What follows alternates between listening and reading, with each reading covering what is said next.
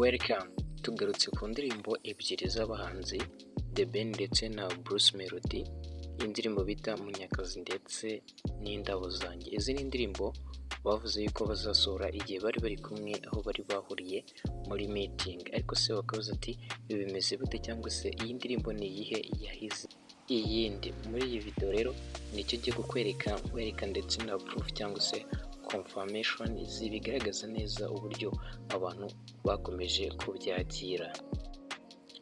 Uwa mbere yatangiye ati bakunze tugume kuri Melody, Ben yarengeye. Iki ngiki ni kigaragaza yuko Bruce Melody ari guhiga The Ben cyane.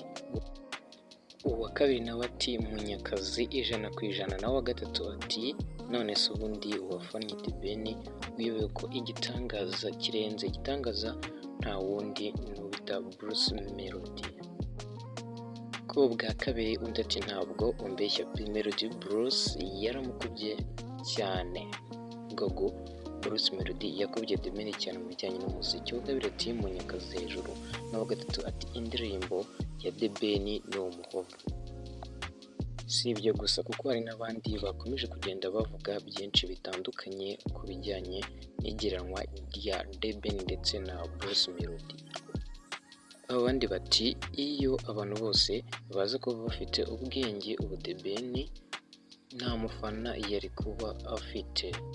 Uwa kabiri ati yabatengushye ni igihe agurira abafana muri press conference mwicaye Munyakazi abahe amasomo. Undi ati indabo ziboneka habanje akazi.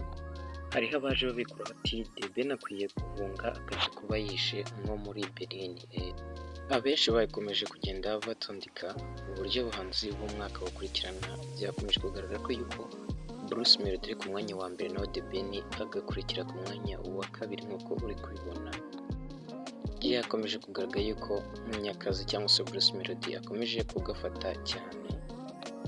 Iki rero ni igice gitoya cyane cyari kugaragara mu byavuzwe muri conference cyangwa se muri meeting Bruce Melody ndetse na The Ben bahuriyemo. Ni ukuvuga ngo aka ni agace gatoya mbaye mbahaye kugira ngo mukomeze kuba update.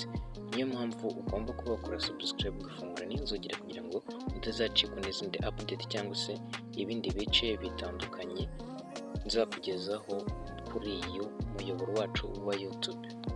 Ukora like kandi wibuke gukora share ku bantu benshi cyane kugira ngo nabo barusheho kuba update cyangwa se kumenya amakuru ku gihe, kandi ubashishikarize gukora subscribe, bafungure n'inzogera kugira ngo batazajya bacikwa n'amakuru y'ibyamamare nk'aya ngaya.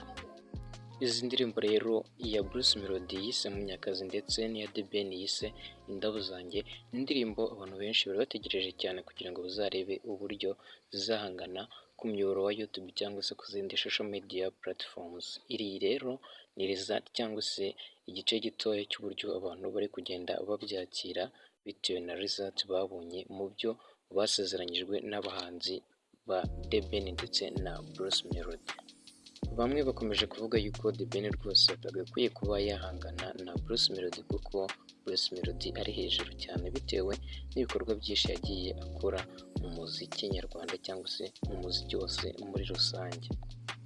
Abenshi bagiye bagerageza gusobanura indirimbo bavuze yuko Indabo zanjye kugira ngo zikorwe habanza gukorwa icyo bita akazi cyangwa se akazi kabanza gukorwa, ari byo Bruce Melody yise indirimbo bati Munyakazi. Niyo mpamvu bakomeje bavuga ati we The Ben banza ukora akazi kugira ngo ubashe kuba wasura indirimbo yawe Indabo zanjye kugira ngo ube wahiga Bruce Melody. Bivuze yuko uko biri kugaragara bari kuvuga yuko Bruce Melody ari hejuru ya The Ben. We rero tubwire uburyo byumva muri comment, utanga igitekerezo cyawe bitewe n'uko ubibona hagati ya Bruce Melody ndetse na The Ben. Utubwire waba urenze undi ndetse tubwire n'impamvu ugendeyeho.